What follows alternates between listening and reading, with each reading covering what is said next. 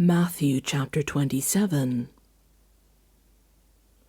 Early in the morning, all the chief priests and the elders of the people made their plans to have Jesus executed.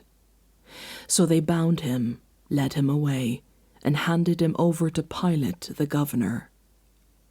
When Judas, who had betrayed him, saw that Jesus was condemned, he was seized with remorse and returned the 30 pieces of silver to the chief priests and the elders.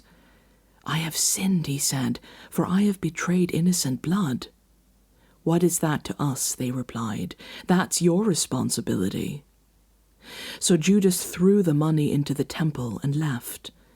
Then he went away and hanged himself. The chief priests picked up the coins and said, "It is against the law to put this into the treasury, since it is blood money." So they decided to use the money to buy the potter's field as a burial place for foreigners. This is why it has been called the Field of Blood to this day. Then what was spoken by Jeremiah the prophet was fulfilled.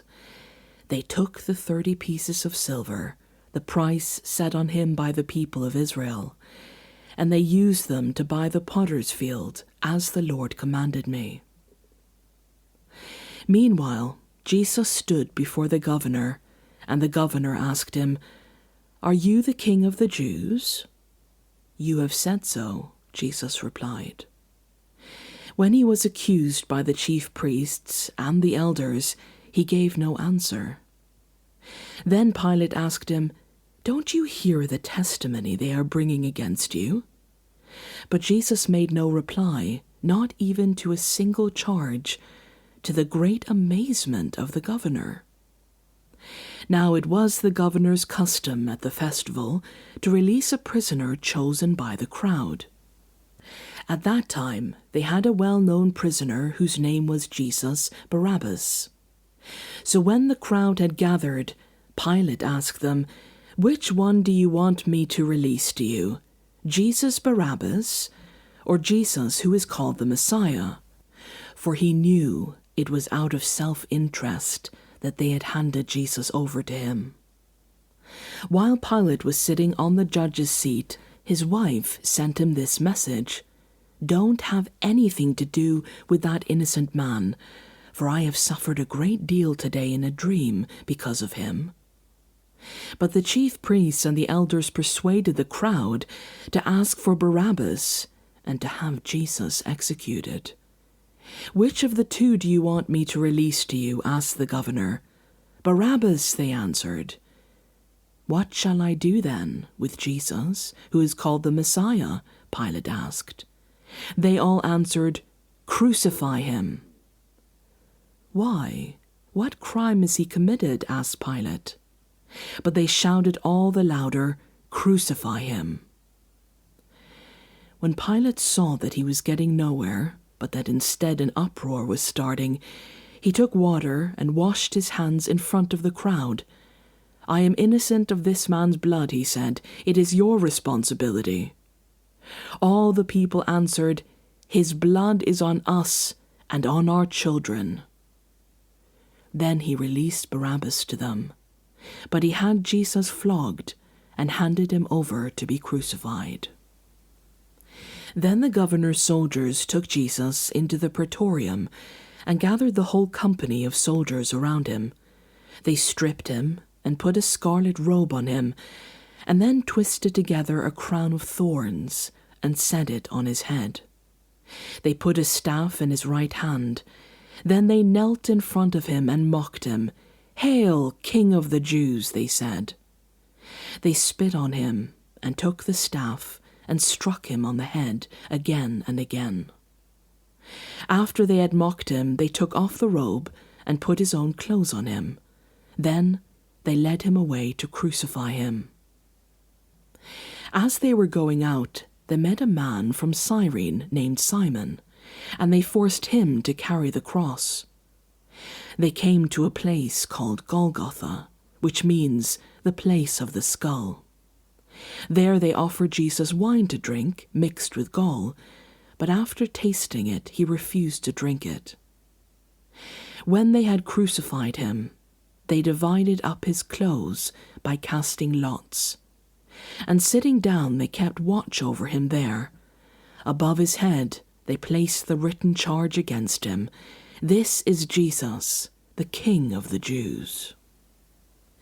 2 rebels were crucified with him, one on his right and one on his left.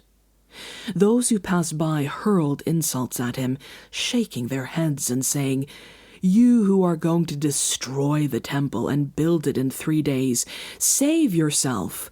Come down from the cross if you are the Son of God." In the same way, the chief priests, the teachers of the law, and the elders mocked him. "He saved others," they said, "but he cannot save himself. He's the King of Israel. Let him come down now from the cross, and we will believe in him. He trusts in God. Let God rescue him now if he wants him, for he said, 'I am the Son of God.'" In the same way, the rebels who were crucified with him also heaped insults on him. From noon until 3 in the afternoon, darkness came over all the land. About 3 in the afternoon, Jesus cried out in a loud voice, "Eli, Eli, lama sabachthani," which means, my God, why have you forsaken me?" When some of those standing there heard this, they said, "He's calling Elijah." Immediately one of them ran and got a sponge. He filled it with white vinegar, put it on a staff, and offered it to Jesus to drink. The rest said, "Now leave him alone. Let's see if Elijah comes to save him." And when Jesus had cried out again in a loud voice, he gave up his spirit. At that time, the curtain of the temple was torn in 2 from top to bottom. The earth shook, the rocks split, and the tombs broke open. The bodies of many holy people who had died were raised to life. They came out of the tombs, and after Jesus' resurrection went into the holy city and appeared to many people. When the centurion and those with him who were guarding Jesus saw the earthquake and all that had happened, they were terrified and answered, "Surely he was the Son of God."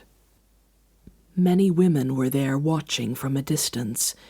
They had followed Jesus from Galilee to care for his needs. Among them were Mary Magdalene, Mary the mother of James and Joseph, and the mother of Zebedee's sons. As evening approached, there came a rich man from Arimathea named Joseph, who had himself become a disciple of Jesus. Going to Pilate, he asked for Jesus' body, and Pilate ordered that it be given to him. Joseph took the body, wrapped it in a clean linen cloth, and placed it in his own new tomb that he had cut out of the rock. He rolled a big stone in front of the entrance to the tomb and went away.